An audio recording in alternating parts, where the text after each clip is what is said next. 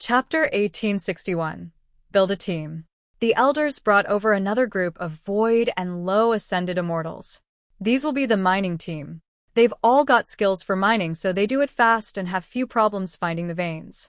Just keep the bosses off them, and everything should go smoothly. The patrol pattern is random, so don't get too far from them unless you've got all three bosses engaged at the same time. The Elder reminded Carl and his team. All right, let's head straight for the dungeon then. We will have the miners wait by the entrance for a moment while my team spreads out and ensures that the area is clear.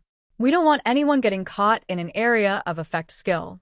After that, we should be good to go, and I will adjust the golems as needed to ensure their safety while we deal with the bosses and move them as far away from the mining operations as possible.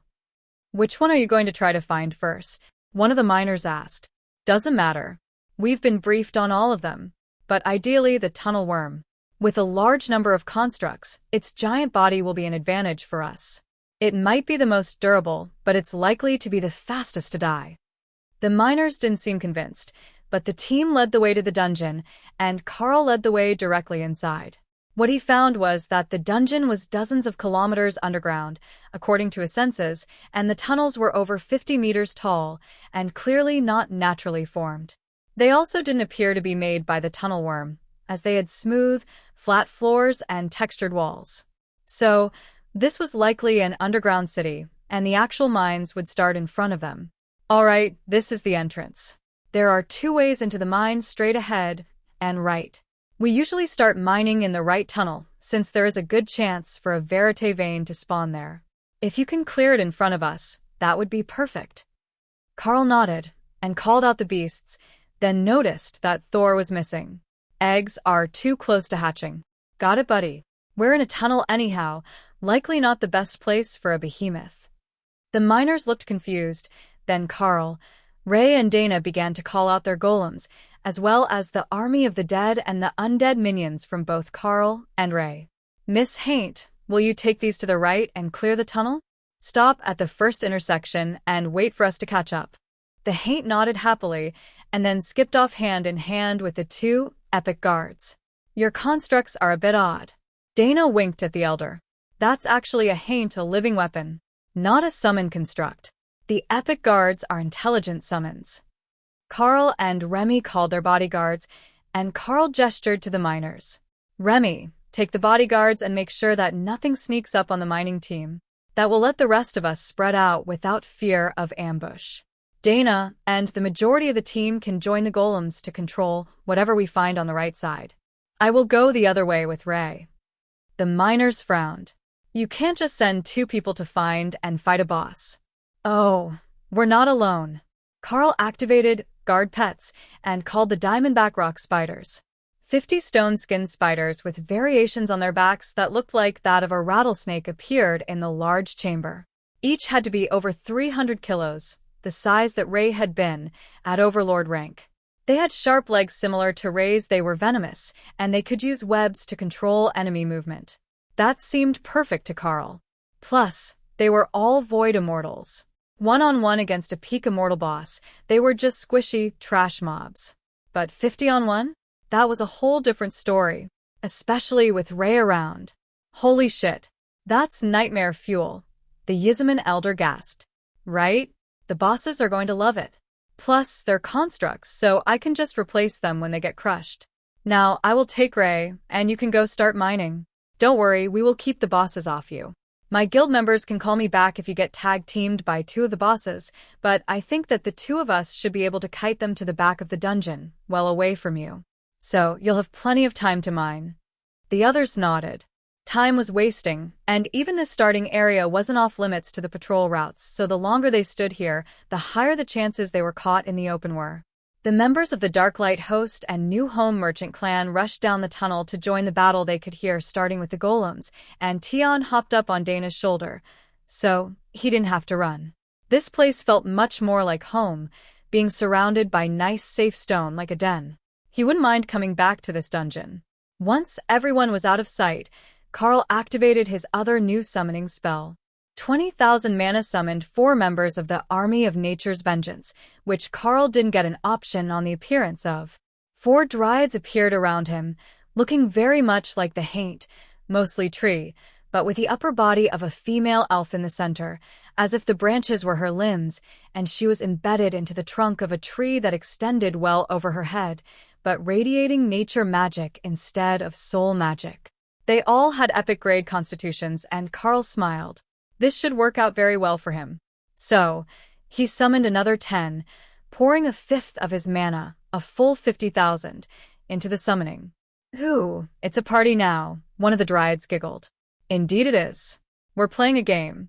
I sent Oathbreaker and a bunch of golems the other way to look for dungeon bosses. We want to find and eliminate one before the other team manages theirs." The Dryad smiled, and a vine whip shot out toward the tunnel. "I can feel the life force from here. Whose team is the spider on?" "She's going to work on her own for the third boss. Can you tell her where it is?" "Right at the back of the dungeon. Try to keep yourself moving in line with this direction and you'll find it." Ray smiled and raced off with the spiders chasing behind her. Chapter 1862. Spatial Quake. Ray couldn't use Shadow Step to move faster, as the other spiders were unable to use it. But they were insanely fast, rushing through the tunnel at over 100 kilometers an hour, despite the somewhat cramped confines. "Now, we go find the other one for ourselves. Do you know what one we get?" "An earth golem, we think. It feels like stone magic. The team on the right is fighting a manticore, and the spiders get a giant worm." "A manticore? I was told that it was a chimera." The Dryad shrugged, her vine whip waving. "It is a manticore. The scorpion tail gives it away. Perhaps they're just dumb?" Carl couldn't rule that out. "All right, we need to hurry, or the obsession demons and their team will beat us." The Dryads laughed at the thought, and Carl found himself grabbed by vines as the tunnels blurred around him. The Dryads were just as fast as he was, and they knew where they were going, so there was no need to slow down to check for signs of the boss. The tunnels didn't get any smaller as they went. Thought they turned to rough mining tunnels, instead of the formed walls of whatever ruined city this dungeon was based upon. That seemed odd to Carl, as it was a waste of energy to mine more than the actual veins and a path to the next one. And then the boss came in sight. Fully 30 meters tall, the Earth Golem was so close to breaking through to supremacy that Carl could feel its aura becoming unstable. No wonder everyone struggled with this thing. The Dryads whipped out thorns to wrap up the boss, barbs tearing at the surface of the boss, while the vines tried to physically tear the Earth Golem apart. With a rumble, the boss grabbed a handful of vines and whipped them around, causing the Dryads to go flying around the room until they released the spell. Even 14 on 1, their vines weren't strong enough to outmatch the pure power of the golem. And that was what the system called it. Earth Golem, though Carl would have assumed that it was an elemental, not some sort of rogue construct. This dungeon likely had some sort of lore behind it that he was unaware of, but he would look into it later. Carl decided that he should be far enough from everyone else, so he took out the Blade of Champions and then activated Blade of Divine Wrath over it. It coated the blade, creating a larger sword with the abilities of both, and the boss stumbled as the wave of oppression hit it. That gave the Dryads a chance to attack with a wave of thorn darts, which pierced deep into the boss and then began to sprout, cracking the stone of the elemental surface. It was a truly nasty spell, and Carl could only imagine what would happen if that happened in a living target instead of a giant block of stone. The Dryads who had been tossed around the room pulsed with healing light as they rejoined the fight, and Carl decided to see just how good his new blade was. It needed to actually hit the target and not with a ranged skill to activate. So he launched himself at the boss and let the blade pierce directly into the chest of the boss. A massive chunk of stone exploded out from the point of impact, and a wave of holy light from the blade caused the tunnel to shake. "Maybe don't do that if you don't want the dungeon to land on our heads," one of the Dryads suggested in a gentle tone. "Right you are. That spell might not be the best choice for indoors." "Or outdoors," the Dryad agreed helpfully. But it had taken well over half the boss's health in a single strike, and if Carl had followed it up, the boss would have been dead in under a second. That was true power. Vines from the Dryads grabbed the Earth Golem's limbs, pulling them wide as the next wave of thorns hammered into its chest and sprouted, shattering the stone from the inside. As Blade of Divine Wrath was clearly overkill in any situation, Carl swapped to Spatial Quake. He had never actually used it in combat before, though the Chaos Vortex spell that it was based on was an impressive combat ability. So, it shouldn't have been a surprise when the boss seemed to twist in an impossible way before its left arm simply shattered under the force of the Chaos Vortex, and the vines holding it in place were left flailing. Now that was effective. Carl focused, Spatial Quake, on a larger area and began pouring mana into it to keep the spell active. The forces began tearing the boss apart, aided by the vines and sprouts of the Dryads. The Spatial Quake was not cheap when you used it as a channeled attack instead of a bomb, thousands of mana per second. But it was totally worth it, as the boss was reduced to rubble in under a minute. Mom, the Carl is cheating. Ray joked as she sensed that Carl had finished with his boss. Dana blinked slowly. They had only just engaged the Manticore. It hadn't even been 2 minutes since they went to find the boss. How could Carl have even found another, much less killed it, already? Oathbreaker sighed in defeat. The boss had found something that was even more powerful than they were, and they were in danger of being relegated to the second option, despite their skills. Still, there was a chance that they could defeat this boss before Ray, and all those spiders managed to kill off the third boss. That was still a partial win. The tunnel worm was bleeding from nearly every square centimeter of its flesh, and huge chunks had been torn out. But it was so insanely durable that it was still fighting them, trying to squash the spiders against the tunnel walls once it realized they were too fast to bite. I will come join the main group once I have cleared the ore from this region. Carl informed the others. Stay over there. The miners won't know that you've killed the boss yet, so you can start looting the dungeon in advance. Tion suggested. That wasn't quite the deal, but they were definitely going to kill all 3 bosses, so a few-minute head start wasn't a big deal. Chapter 1863, The Slow Team. Ray, Shadow stepped away from the cavern wall as the worm tried to crush her again, and laughed as the creature's massive bulk was torn apart by spiders. It was good to see so many of the goddess chosen working together. Much better than her 2 golems. The worm might think of itself as a grand boss of this place, but it was nothing more than food for the spiders today. It was just a shame that it didn't taste better. Ray was determined that she would one day find the way to use that spell, but even being bonded with Carl, she still couldn't. It was stupid. She was a spider, they were spiders, they fought amazingly well together. But she couldn't cast the spell. This was open bullying, and she was not going to stand for it. Where was the option to file a formal complaint? While Ray was complaining about the unfairness of the system, Dana was more concerned with why the Oathbreaker demons were suddenly so enthusiastic about killing this Manticore. Sure, they always loved to fight, but this was more than that. They seemed to be in a rush to get the boss down, despite the fact that their skills were literally designed for large group battles. The Oathbreaker demon did area damage, spreading their attacks to every enemy nearby.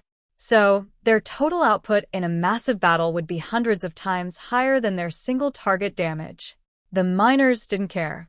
The Darklight host team was not only holding off the boss, they had managed to keep the others from coming to reinforce it, and the mining operations were moving along at an exceptionally smooth pace.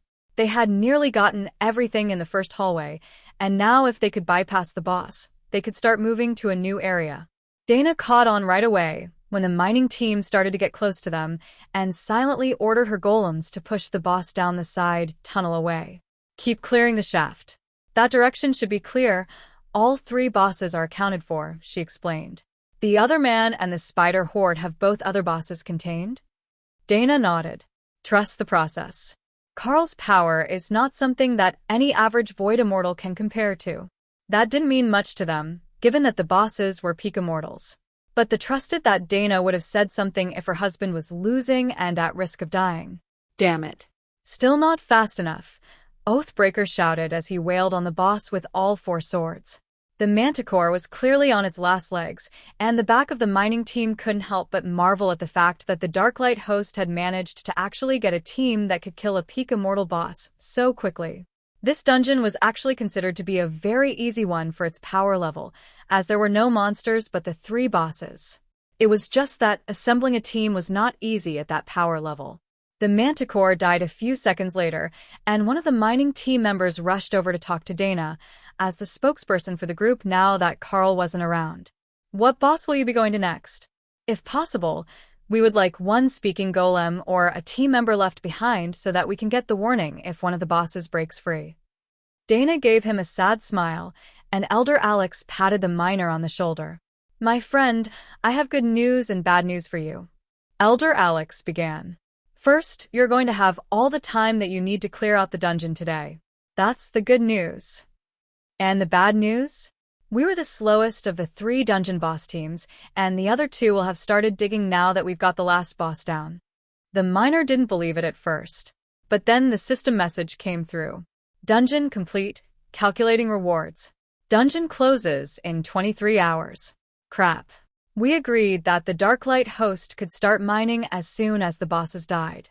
Normally, we'd have another half hour before the team fighting was exhausted, or the bosses teamed up on them. Now we've got to rush, or they're going to clear the place with 100 bloody golems before we can mine anything. Dana laughed, and Oathbreaker shrugged. He had 0 talent for finding veins of ore. Perhaps if you gave him a shovel, he would be good at digging them up, but mining was not in his talent pool. All that he could hope to do was find something on the surface and hope that it led to more. But the Darklight host also hadn't gone to any lengths to find a map of the ore nodes within this dungeon before they arrived. Mostly, they were relying on Tion, as he had very good earth affinity. But Carl had gotten all those dryads, and while they were nature and not earth affinity, once their vines were in the stone, they could get a decent idea of what the composition was. And that would let them make an educated guess as to whether it would be worth digging up. Fortunately for Oathbreaker, not only did Tion have high earth affinity, he also had shovels.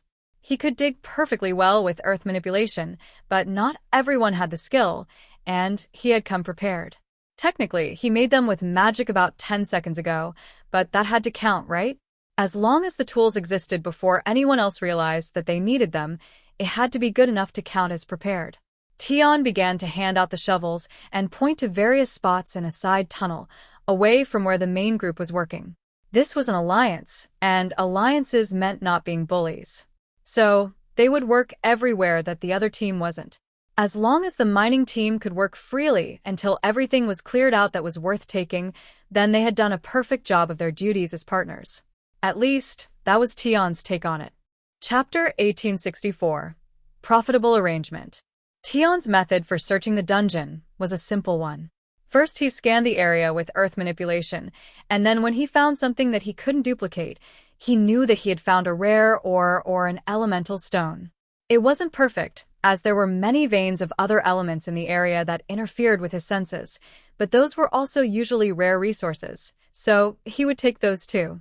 He could make high-quality metals for gear, but these ores were imbued with many different elemental aspects that he wasn't even compatible with. So, when he encountered them, he directed the golems to go dig up the strange stuff and pile it up for the Carl to sort. After all, he didn't want a bunch of weird elemental metals in his space, messing up the vibe. Ray was using the golems to do a similar thing, sensing mana fluctuations, but also sensing changes to the temperature of the ground with her vision. Many of the metals transferred heat differently than the surrounding stone, and that told her where to have spiders dig up the rock. They weren't perfect for the job, but they also weren't terrible. Carl's strategy was the opposite of the others. He was practically tilling the mines, tearing up chunks of every surface, so the Dryads could search for anything that he couldn't sense. With thermal vision and earth manipulation, he could sense most of the mine well. But there were surprisingly high amounts of material that were hidden well below the surface, and only found once the Dryads broke the surface open. And they were good resources. Most of it was rare grade or better immortal crafting materials, but he had found 4 supreme rank fire gems in a vein of fire element or earlier, which Hawk had already claimed, as well as 1 supreme rank ice elemental gem that Remy had claimed just to annoy Hawk. It was useful, as she had a high affinity with ice and all things water. But that was not why she wanted it. She had chosen to put it as the centerpiece of the altar where she kept her treasured alchemy tomes, which meant that if she was home and Hawk wanted to talk to her, he would be staring right at it to look at her. Perhaps she could get it made into a necklace? She would have to ask Rue. The dragon was making supreme-grade good stuff for all the others, even if Carl forgot to pick his up before they left. That was fine though. It gave him a reason to test out his new skill, which was valuable research data. Even the Dana mage didn't use her supreme-grade dancing blade of the Dana mage until they were out of sight of the mining team. If Dana didn't show it off, knowing that she was the strongest duelist among them, in Remy's mind that meant that it would equate to a tacky show of wealth, like wearing too many gold chains, or rings on every finger. Only one could be magical, so wearing more was just tacky. This run had been good for them, but none quite as much as Ray, who got to lead an army of 50 immortal spiders into battle for the first time. Not only did that please her, it pleased her goddess, seeing one of the powerful chosen children looking out for the others and making sure that they were well fed, even if they weren't going to be around for long. Spiders were meant to help each other find food. Carl moved slowly through the dungeon with his team, not wanting to clear the dungeon's area too fast and end up causing the miners to lose more than their fair share of the loot. But the dungeon was enormous. At a regular walking pace, not the full running or flying speed of an immortal, it would take hours just to walk back to where the mining team was. And even with over a dozen dryads, they still weren't digging up the tunnels at any faster pace than that. They had to be careful about some of the spots that they dug, as Carl could sense other tunnels and empty spaces here that weren't part of the dungeon, and he didn't want to accidentally drop himself into a massive sinkhole or abandoned mine shaft. There were multiple traps like that spread through the dungeon. 100-meter vertical drops with a bed of spears planted at the bottom. Thin stone had been grown over them, so they blended seamlessly with the rest of the dungeon. But if you stepped on one, even Dana's weight would be enough to break through and fall to your doom. Assuming that you couldn't fly. Now that he thought of it, most immortals should be able to fly. It was something that came with control of energy. But from what he had seen, most of them never learned to do it properly on their own and used a tool of some sort like a sword. So, perhaps the traps weren't entirely useless. Carl cleared the dungeon starting from the far side, getting every tunnel as he approached the others, and made sure that there was nothing left to take out of the dungeon at all. In the end, it was nearly 5 hours before the 4 teams met, and there were no more tunnels left to dig. Well, gentlemen, it's been a pleasure to loot this dungeon with you. As a reward for a job well done, you can keep the protection fee. We did quite well on our own. The miners laughed. They had collected 10 times what they usually did in a run, so they weren't short on materials at all. But Carl and the Darklight host had most likely collected far more than that. There was so much dungeon to explore, and some parts of it they rarely got to search for loot. It was simply too far from the door, and if your team couldn't handle multiple bosses, you couldn't safely try to get anything from it. Unless you tried something truly innovative like that team who had brought all rogues with stealth to mine the place out. That worked better than most methods, as they could sneak away from the bosses for some time, before a member was detected, and the bosses started doing area damage to find the miners. Thank you for your generosity. We will contact you again in a week to see if you are interested in returning. This has been a most profitable arrangement. Chapter 1865, Yizaman Clan. The 2 groups prepared to go their separate ways once they were out of the dungeon. Then the elders remembered that Carl and his team had never seen their sect before. Would you like to take a look around? We're not as glorious as the new home merchant clan, just a small mining clan, but we do have a rather impressive shop district, one offered. Carl smiled. It would only be right. After all, we will be working together many more times in the future, I suspect. This arrangement is mutually beneficial. How about we stop for dinner before I take my team home? Perhaps somewhere a bit less formal, so we can see the real taste of the clan, not what is prepared for guests. That made the elders a bit nervous, as Carl was clearly an elite, raised by his guild to be a leader from the start. He had all the best skills, the gear, the team of highly skilled assistants who had centuries more experience than him. Letting him head to a miner's tavern for dinner just didn't seem right. But Carl was already leading the way through town, while one of the miners explained the layout to him. This is the best spot in town. Don't mind the appearance, we've got agreements with or control of 6 different mining-based dungeons, so everyone tends to be a little rough-spoken. Carl laughed and patted the man on the shoulder. Let me tell you a secret, friend. I was born in a mining town. Father was a lithium miner and mother worked in the office's accounting department. I was down in that mine from the time that I could hold a shovel. If there is one thing that I know well, it's miners. A bit of bad language isn't going to scare me off. The miners chuckled, then wondered what clan had any sort of use for lithium. The material was cheap, and generally not all that useful. You could use some as a core for lightning-based artifacts, but that was just about it. But maybe that was his point? If he was born in a town that mined the most worthless of materials, he certainly wasn't born to the glory and power that he held now. The pair led the group into the tavern, much to the dismay of the elders who had come with them. This was not the part of the clan that they were trying to show to outsiders, not at all. But the moment that Carl walked in, he tossed an uncommon grade strength ring to the barkeeper and raised his hand. "Rounds are on me." A great cheer went up in the tavern as the group took their seats, and the tavern keeper stared at the ring in his hand. That would buy everyone's drinks and dinner for most of a week. In fact, the price of an uncommon grade strength ring was basically his entire operating budget for the month. But it was the cheapest thing that Carl had on him that was easy to trade. The elders took their seats and did a quick head count. "Where did your beasts go?" "They're back home already." They had things planned for the evening, so they all retired back to their daily tasks once the work was done.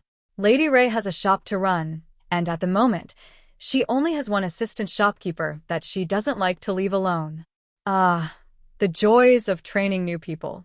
It takes a while to trust them fully. Dana giggled and shook her head. "I think that it's more a fear that someone will try to steal her elf. The girl is a bit of a project for her, as Lady Ray has been helping her with her growth while she works at the shop. But you know how the children of the spider goddess get about elves." The elder smiled. "Yes, they get quite protective of them. Even if they're not dark elves, the spiders tend to view them as part of their faction." That answered the question that many of the miners had. Lady Ray was the giant blood destruction spider. They had only seen her for a moment before she had run off with that army of summoned spiders. The innkeeper brought over a round of what smelled like honey mead and a bottle of strong local liquor that Carl couldn't identify. "You like this stuff? We raise a specialty breed of bees that make the honey for us. It's got a very pleasant flavor, not at all inferior to the peach wines that the new home makes. Though, we unfortunately don't have a brewmaster in the clan. We had one and still use his methods, but the actual brewmaster was lured away by a larger clan." Carl sipped the mead and nodded. "I see what you mean. It's excellent, but you can tell what his apprentice made and what was made by the master himself. Still, this is nothing to complain about. A bit more practice and you'll have a new brewmaster soon." How did the run go? One of the miners at the next table, a spirit immortal whose immortal spirit was fully formed, but whose power was weak, asked. "We cleared all 3 bosses in just under an hour, then mined the place out. I would say that it went pretty well, but I haven't had a chance to actually inventory what we dug up. It's mostly just in piles right now, waiting for me to get home and start arranging it for the crafting groups within the Darklight host. The smiths will need some, the runecrafters will want other parts, and then we will see about what nobody claims. We're allied with these lovely gentlemen from the New Home Merchant clan, and I'm assured that they have buyers for nearly anything." The miners of a Yizaman clan laughed. "Indeed, they can find a buyer for nearly anything. That's how we started our arrangement with the new home as well." Chapter 1866. Where to find the good stuff. The food came out for all the tables, the full dinner special for everyone with extras that the kitchen didn't usually make, as the majority of the miners were cheapskates and didn't want to pay the extra. They tried to save every credit that they could to get upgraded equipment and skills. So, they ordered the cheapest of everything except liquor. "So, you got more than usual? Did you find anything new?" The miner across from them asked. "Not new. We took the right tunnels, so it is the same route that we usually mine, but since the bosses were cleared, we got far more than usual, and we could mine faster without fear of being ambushed. The Verite veins spawned again today, so we got a pretty good chunk of it. Likely enough to make 2 sets of armor." Carl frowned. Wasn't Verite the green magical ore? He had something close to an entire hill full of it. The Dryads had cleared out an entire vein of it. "Why don't we take a different route next time? You can mine different sections, and see if you get something better than your usual route. Worst case scenario, it's just 1 week, and you can switch back the week after," Carl offered. Did you get anything particularly valuable? Carl shrugged. I'm not good with valuations, but I got a fair bit of the verite ore, a variety of elemental gems, and a rather large batch of fire elemental ore that I haven't identified yet. Fire elemental ore? Carl took a fist-sized chunk out of Hawk's space and placed it on the table. Oh, that is good stuff. Where did you find it? Carl thought for a second. It's in the very back of the dungeon. Follow the tunnels past the large chamber with the azure water pond, then northwest, and follow the downward sloping tunnel that crosses under the abandoned burrow. The miners looked confused, and Carl wondered if he explained it poorly. But both Ray and Tion understood the spot that he meant, even though Tion hadn't been there personally. Azure water pond? The miner finally asked. So that was the problem. If you take the forward route and keep yourself oriented in the same direction, just take whatever turn keeps you moving that way, you will end up at a dead end. Only, it's not a dead end. There is a trap in the wall that leads to a circling tunnel. Take that down 100 meters, and then continue on the route, same direction as before. You'll get to the pond in 50 meters, just ahead of the exit. How did you even find that? Carl laughed. We spend one of the summoned spiders down the trap tunnel to see what was below it, since they can climb back up. There is a bunch more dungeon down there, and it links back up with the main dungeon sections on the far left of the dungeon. The portion that you have to go past the broken statue room to get to. Oh, now I know where you went. There's some good stuff in that statue room. The problem is that there's almost always a boss near there, and if you start digging, it pulls them to you. Yeah, that will happen. We found the elemental boss not far from there. If we had stopped to mine in that room, it would have grabbed him for certain. But if you mine anywhere in the region, it will pull that boss. It's an earth golem. The vibrations are enough to tell it that there are intruders in the dungeon. It doesn't have to see you or anything like that. The worm is worse. It has the same sort of sense for vibration, but it's also very sensitive to mana fluctuations, since it doesn't have any traditional senses we would expect. There is no sight for it to be fooled by illusions, no sense of smell, no traditional hearing. But if you want to confuse the worm, you can set off a mana bomb in its mouth. That will have an effect like blinding it, as the mana fluctuations will be so intense in its vicinity that it won't be able to sense anyone else. The miners nodded. We use arcane element grenades. Single-use magical items, but they distract the boss for over a minute while the teams escape. Carl nodded. That sounds like an expensive escape. Fortunately, I have a skill that can do the same thing. But I also had the team to take out the boss, so we didn't have to use it that way today, and the distraction technique was just to help get the team in place. The worm isn't all that smart, and if it can't properly sense the team around it, most of its attacks will be flailing ones toward the last thing that hit it. The teams nodded. The worm boss wasn't known for actually killing the teams that it ran into. But you couldn't kill it, and it would collapse the tunnels around you as it burrowed to attack. The only way to stop it doing that was to stay and fight it, but if you did that, the other two bosses would be attracted by the vibrations and noise of the fight. There really wasn't a good way to deal with it except for massive levels of damage output. How did you even keep them from grouping up and doing more damage than the healers could deal with? One of the other miners asked. Carl winked at him. Trade secret. If everyone knew, who would call us to help them out with the bosses? It's a pretty lucrative way to make money, you know. The members of the Yizman clan laughed. Of course, he wouldn't give away the trick to taking down all three of the bosses with only 10 members, most of whom weren't even peak immortals. But they still wanted to know, and they suspected that the elders who went with them had a good idea that they would share with the clan later. Chapter 1867. The Path of War. While Carl and the others were having dinner with the Yizman clan, things were getting exciting in the tiny world. Tessa's eggs had begun to rock and cracks had appeared on one of them, pulling her and Thor, plus what felt like half the tiny world, over to the hatchery. However, the only ones who had been allowed inside were two of the bunnies that were on duty today, the orphanage matron, Lotus, and the black dragon avatar, who had simply walked in as if this were his own home. It wasn't like anyone could stop him if he wanted to be there, but the intense expression on his face said that this might be directly related to the reason that he was here, as much as Lotus and Tenna were. With an explosion of eggshell, one of the eggs cracked open, and a small red dragon burst out, nearly rolling out of the nest. The Avatar caught the wet, scaly creature, who immediately raised her head and breathed fire at him. "Unhand me, foul knave. I will fuck you up." The Avatar laughed as he patted the little dragon on the head and then placed her gently into the nest, where the little one began carefully dousing herself in dragon fire to scorch her scales clean. "Well, I will give her this. She lives up to the reputation of a disciple of war," the Avatar laughed. "I would apologize and say that she didn't mean it, but she's brandishing a bit of eggshell like a sword in your direction," Tessa agreed. "Huh, I have reinforcements. You're done for now." "Are we sure that she's not a berserker?" Lotus asked curiously as she crept closer to the irate little dragon.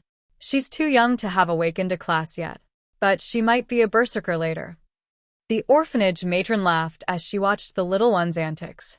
Baby dragons tended to be the truest to their nature, so their first few minutes would tell you a lot about how they could be expected to behave when under stress or left unsupervised. Once she was suitably clean, the tiny disciple of war flapped her wings, then grumbled in annoyance as she failed to fly. Then, she got a brilliant idea and used fire magic to create an updraft so she could flap her way over to Tessa.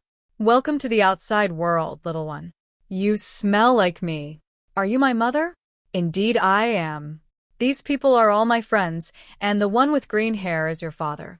None of them are a threat to you." The little dragon looked skeptical. "Are you sure? I'm red, and he's quite green." Thor chuckled. "It's a disguise because a behemoth doesn't fit in the room." The little dragon's eyes flickered with golden fire. "A behemoth? A huge war machine to lead the armies? We will be unstoppable." Tessa laughed. "Don't forget that you've got siblings still waiting to hatch.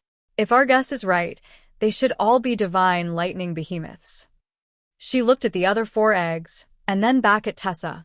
"So I get to train my own army? That is a wonderful hatching gift." The Avatar gave Thor a sympathetic look. The brothers were definitely going to struggle with this pampered princess of the dragons, especially if they really were born as behemoths and not dragons. The little dragon might view other dragons as equals, but the behemoths were definitely going to be recruited as her underlings.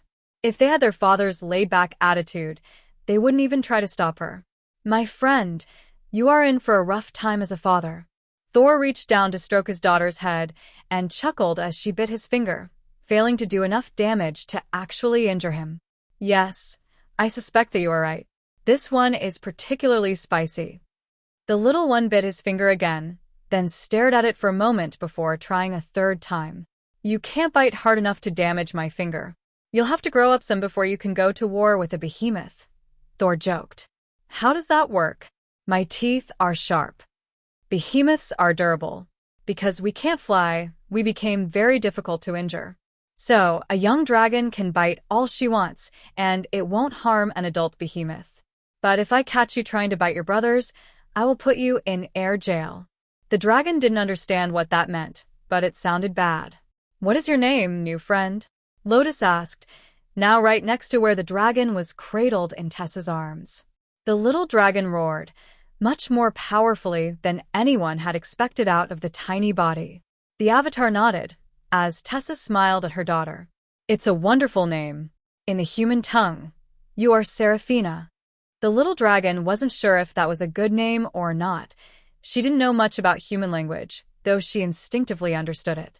It sounded easy to pronounce and not ugly. It should do. The other 4 eggs began to rock at the same time, and the first one cracked open, revealing a beaked head with a small nasal horn. Carefully, the behemoth hatchling smashed his way out of the egg by prying sections up with his horn. To everyone present, it looked like a newly hatched Sero, but it definitely had an aura of tribulation lightning on it, and it was already an immortal beast. As far as pure power, it might actually be stronger than the Disciple of War. But it wasn't nearly as aggressive. Once the behemoth was free of the egg, he began to prance happily around the nest as his sister proudly watched him. That would be a wonderful lieutenant for her armies. He was already as large as she was, and he felt like power. It was a shame that he was a bit silly, but she was sure that she could convince him of the benefits of the path of war. Chapter 1868. Baby Behemoths. Once the first behemoth was out of his shell, the others were only seconds behind, all very nearly identical. Even the patterns on their backs were the same, and Tessa realized with horror that she had 4 identical boys. How that was possible when they came from eggs, she did not know. But once they started to move around, she immediately began having issues telling them apart. It was embarrassing for a mother. William, Robert, Ollie, Dale, meet your mother. Everyone say hello. Thor instructed. The 4 behemoths turned to Tessa and made what Serafina could only call a war bugle. That was an excellent sign. She struggled in Tessa's arms until her mother set her back in the nest with her brothers. Hello, I am your biggest sister. That means I'm in charge, Serafina declared. The 4 brothers turned to each other, then ran over and tackled the little red dragon, licking her face in greeting. Damn you, I just got that clean. But now you smell like our sister, Dale explained. Serafina wasn't sure how to react to that. Yes, she smelled like them now, but she had behemoth slobber on her face. That was disgusting. She puffed fire to cleanse her face, and her brothers laughed, then rubbed up against her, making her smell like behemoth again, minus all the slobber. That was more acceptable. The 4 brothers backed up to the corners of the nest, while Serafina retreated to see what they were up to. Then they charged. All 4 slammed into each other, their fringed heads and stubby horns colliding with what might have been tremendous force if they were not 5 kilos of scaly fury. But their divine lightning barrier held up, and they retreated for another round. Mom, what are they doing? Trying to determine which one of them is the best at smashing. The war disciple stared at her brother's game with renewed interest. Perhaps they did understand a little bit about war on their own. They were already training for a full frontal assault and determining ranks so they could do it in the most effective possible way. Of course, the behemoths saw it differently. They just liked to headbutt things. In the tavern, Carl sensed Thor's pride and leaned over to whisper to Dana. The little ones have hatched. Tessa's got her hands full tonight. Her little war disciple daughter is possibly the most red dragon thing possible. The others at the table pretended they weren't listening, as their sensitive hearing let them follow the conversation. Oh, is she already breathing fire? Carl nodded. Not only that, but her first words were to try to pick a fight with the black dragon avatar. Dana laughed at the thought of a tiny immortal dragon trying to square up with the human form of the demigod black dragon. The thought was ridiculous, and even if she wanted to, it was impossible for her to actually harm him. I take it that you have a celebration to attend back home? Carl nodded. A red dragon priestess from the guild just hatched her first clutch. The Yizaman clan elders raised their drinks in a cheer. That is cause for celebration. The first clutch for a dragon is always a major life event. Is she going to be raising them herself, as she is a red dragon, or are they going to a different orphanage? She's actually an itinerant priestess. She travels to events with us. Or, well, once she's gained some more power. She came from the mortal realms, you see. Having just reached immortality, she needs a bit of time to adapt before she starts going out to do dungeons with us. Ah, so the little ones won't be far away. I'm assuming that the Darklight host has a red dragon-run orphanage somewhere that they're aligned with. Carl nodded. More than one of them, actually. The guild has branches in both the mortal and immortal worlds, so we have aligned with many different orphanages. They're great for teaching children, but they're also a great source of new guild members. Indeed they are. We aren't aligned with the Red Dragon, but that's normal for a mining clan. Most of them are aligned at best with one of the earth or nature gods, and usually not too closely. There are some that have dragon clerics in the clan that help with nature magic, but mostly mining isn't all the glamorous. Carl shrugged. It never is, but it's essential. I do hope that you will forgive me for leaving a bit early tonight. I would like to go see the little ones once they've had a bit of time to wear themselves out. Of course. Once dinner is finished, we would not be shocked if you returned home with your gains so that you can feed the crafting teams with the new supplies. Carl nodded. Indeed, we have a runic smith at home waiting for the good loot so that they can make new items with extra elemental affixes. If they don't get that, they'll be waiting a whole extra day to fill some of the orders that we've got placed. The miners assumed that Carl meant at the store, but Rue was actually waiting for the supplies to make weapons for the rest of the team. Once they all had supreme-ranked weapons, she would feel much less wary of sending them out into the world. They were competent, and she was still in hiding from her old enemies, but that didn't mean that the world was safe, even for someone like Carl, who feared very little. Having a life-saving talisman plus a supreme-ranked weapon should get him out of most of the trouble that he was bound to find. She wasn't in a hurry, though.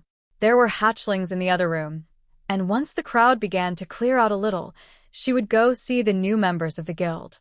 Baby behemoths were bound to be adorable. Chapter 1869. Calm in the Hatchery. By the time that the chaos around the hatchery began to die down, Rue already had weapons for the entire Immortal Core team ready. None of them were quite as inspired as the one that she had made for the Dana Mage, but each of them had a particular power that would make the user incredibly overpowered. Now, they were just waiting on Carl to get back, so that he could do the upgrade from Epic to Peerless, and see if the weapons would be truly outstanding. It wasn't a long wait. Carl had brought the entire team back, including the members from the new home merchant clan, so that they could all come and greet the new members in waiting of the Darklight host. The tiny world was possibly the guild's worst-kept secret at this point, with a divine dragon in it, and so many of the clan elders visiting, so Carl didn't see any reason to keep them out. He would just keep the entrance private. That was the best that he could hope for at this point, as there were too many people who knew it existed to keep it completely a secret. Mostly, they didn't care, as it was considered something like a holding area for the mortals that were aligned with Carl. But it was also a prep area and hatchery for baby dragons, which might bring the attention of more than one dragon god eventually. But that was an issue for later, when the little dragons had grown a bit more. For now, the elders and the pack members were enthralled by the sight of a tiny red dragon marshalling her 4 newborn behemoth brothers into childish battle drills, that the behemoths were certain were a game. The Disciple of War took them much more seriously than the others, but somehow, the game kept ending with her under a pile of behemoths who didn't want to nap without the whole group together. Eventually, Seraphina gave up and just lay down for a nap under a pile of her brothers, and the group watching her antics silently cycled through so that everyone could get a chance to see the newborns and give Tessa their best wishes. They even brought gifts, random things that they had in their pockets or storage, but still valuable enough for a newly ascended immortal to treasure them. The kids had played hard, trying to follow Seraphina's directions, and they were happily snoring away, making little happy Sero bugle noises as they slept. Absolutely adorable. And such a powerful group of hatchlings. Each of them born to be peak immortals, with the potential for more. Not a single one that is going to struggle to grow to their full strength. Perhaps there is merit to the mingling of the bloodlines, even if the dragon gods would get upset about it happening too often. Why would they get upset? Dragon blood usually breeds true, doesn't it? One of the Blackwood pack elders asked. Because it becomes unpredictable.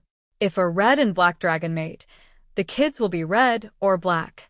But if one of those children mates with a green, there's a chance that it will be one of the 3. It's rare that you get an offshoot like the Disciple of War, but she's more like the divine lightning dragons, in that she's an evolution of the base form for the immortal world, and still has a chance to have red dragon offspring, but no others. Elder Kushal explained. Oh, I see the issue. If there is mixing, they don't know where their children are going to grow up, and they don't know if that environment is suitable. Fortunately, we have a sanctioned orphanage with a leadership group assigned by the church. So, we have most of the learning covered. We even have a blue dragon for our library, though he's been pretty busy these days, since the young ones have more questions than he has time to answer them. The elders laughed, and the black dragon avatar gave a long-suffering sigh. Yes, the number of questions is overwhelming. I've been answering questions from just 2 of them, and it's already exhausting. I don't know how the blue dragons do it. Those 2 were Tenna and Yuan, so he likely got as many questions as the blue dragon did, just concentrated. But Carl wasn't going to tell him that. All right, we should let the little one sleep, and I think that Miss Rue has gifts for the Carl and his friends to celebrate, the black dragon insisted. Right. One last peek, and then we will spread out. Who needs dinner? I made extra. Lotus insisted. Those were magic words to all the immortals. Everyone was interested in what a new mystic cook would come up when she clearly came from a different world. Her accent was all off, not local to the new home merchant clan. So, there was a good chance that her cooking was just as unique. But unique barely began to cover what Lotus' cooking was, when compared to that of others. Lotus brought out the first course, and Carl tried not to laugh at the ideas that she had come up with for the day. It was all hatchling-themed items, vegetables carved to look like eggs in a nest-shaped bed of lettuce. The elders chuckled at the deceptively simple salad, then their eyes opened as they actually tasted it. Oh, this is good. Spicy. Lotus nodded. They're all grown here in the tiny world. Some of the vegetables have a real bite to them, but I left the spiciest ones out, since I didn't know what everyone's tastes are like. The red dragons really like spicy, though. So, there had to be some. Remy giggled at Lotus' earnest explanation. They're super spicy because they're not supposed to be food products. They're grown for alchemy recipes. They just happen to also be edible. That made sense. They were likely mildly toxic when unprocessed, but Lotus had used her cooking skill to make them safe to eat. Chapter 1870. Feed the Behemoth. The second course of the meal was a variety of sweet and spicy, so that you could cycle between them and not get overwhelmed. But Lotus had served it with honey butter-soaked cornbread muffins, which woke up the behemoths the moment that they entered the meal. They were 20 meters away, asleep in another room with the door closed, and the smell still brought all the hatchlings running out of their nest to see what the trouble was. Along with one irate little red dragon, who had actually been enjoying her nap in the pile of behemoths. Oh, you're hungry, are you? Here, try these. Pick the ones that smell best. Lotus set out a bit of every dish that they were serving, along with the salad, and laughed as the dragon ignored everything but the honey-glazed meat. That was obviously the superior option in her mind. But the others attacked the muffins with a ferocity that startled the other guests. Well, I think we found the favorite food of baby behemoths. Tessa laughed. The boys were shoulder-shoving each other, trying to subtly shift everyone away from the food so they could get more, but only succeeding in causing the group to circle the plate. It was amusing to watch, like a bunch of puppies who were all absolutely certain that they would never be fed again, despite the fact that they would be fed once more in about an hour. But this was the first actual meal for the hatchlings, and Tessa was watching carefully to make sure that there were no issues with the meal. Nobody actually knew what they could safely eat after all. For Seraphina, it was fairly obvious. Dragons ate meat. But for the behemoths? They weren't even a species that anyone had seen before, though they were familiar enough to the Black Dragon avatar that he wasn't too concerned about them needing to eat something exotic to survive. However, as they continued, the problem seemed to be the opposite. The behemoths would gladly eat anything vaguely edible that was put in front of them, and they were growing at a visible pace. By the time that they had finished consuming what had to be twice their own body mass in muffins and salad, they were clearly larger than their sister. That rate of growth was far beyond what anyone expected, and even Thor was a little concerned that they might outgrow the tiny world's ability to feed them. There was a reason there weren't many behemoths in existence. However, he did have a skill that would help them. Unobtrusive behemoth would reduce their size until they could learn an equivalent skill, and the reduced-size body needed less food to keep it going. That was most of the reason why Thor remained in humanoid form, instead of a mount-sized behemoth. The human body was easier to keep fed, and he could eat at the table with his wife. That was an important consideration, as mealtimes were often the only point in the day when they could both sit and relax together other than when they were about to sleep. It was making Thor appreciate a bit more why Carl and the Dana mage used to sneak off together. Do you think that they're going to be able to transform into humanoid soon? Elder Alex asked as the behemoths fell into a food coma, with their heads still on the plate. It shouldn't be long. Going by their growth and Leo's, as he is also a giant species, I would say that in under half a year they'll be at the stage that they'll be ready to start school. The elder smiled. That should be fun. There aren't enough new kids at the academy these days, and seeing a whole batch of identical brothers should have the young ladies getting envious. Tessa laughed. You intend to parade the children around to cause baby fever among the immortals? Of course not. I was hoping that you'd do it for me. Thor chuckled. Of course, he would take the kids off to show them off. He was very proud of his hatchlings, and they were going to grow into exceedingly powerful little behemoths. If he didn't show them off, How could he live with himself? Tessa had been intending to have them join the other hatchlings at the orphanage for most of their training, but the thought of sending them to the academy for further training wasn't all that bad either. They could learn a lot from an immortal academy that they couldn't in the tiny world. Mostly things that they wouldn't truly need, as they were beasts and not humans who needed to memorize the basics of a fundamental rule manually. But still, it was valuable information. There was a lot more than the basics of the fundamental rule that could be learned. Knowing what the rule was and how it worked didn't always translate to knowing how to use it well in practical situations. Beasts were better than humans at that, but they also tended to be very limited in the ways that they learned to use their rules. Letting the behemoths learn independently would give them an excellent chance to get either a unique class or learn skills that no other could hope to use.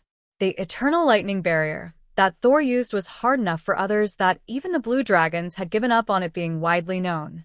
But the hatchlings had an even better version of it, from what she could tell. It had elements of holy magic in it that had the feeling of the divine, and not the mortal holy magic that Eternal Lightning did. Perhaps because of the nature of the tiny world, or because of the skill that Carl had used on the tiny world. But it was distinctly different from their father's skill. It also didn't seem to shock anyone who touched them, which was startling. Yet, Thor suspected that they simply didn't view anyone that they had met as a threat. All things are friends until proven otherwise was a very Sero-type logic that he was certain they had inherited.